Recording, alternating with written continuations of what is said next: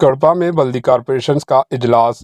पड़ोसी रियासत आंध्र प्रदेश के कड़पा में बल्दी कॉरपोरेशन का इजलास मुनक्किद हुआ, जो mayor Suresh Babu, YSR Congress party और टीडीपी एमएलए कड़पा माधवी रेड्डी तेलुगुदेशम के जवाबी इल्जामात की वजह से अफरा तफरी का शिकार हो गया।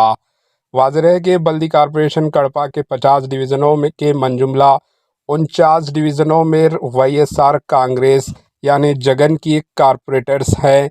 सिर्फ एक कारपोरेटर तेलुगुदेशम टीडीपी से ताल्लुक़ रखता है।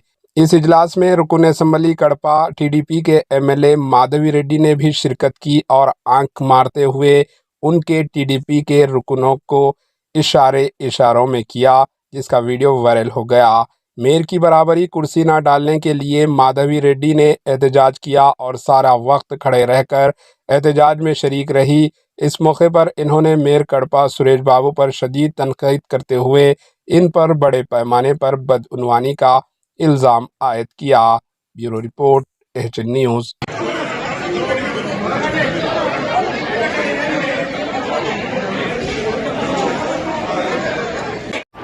एचएन न्यूज़ को लाइक करें, शेयर करें और सब्सक्राइब करना ना भूलें।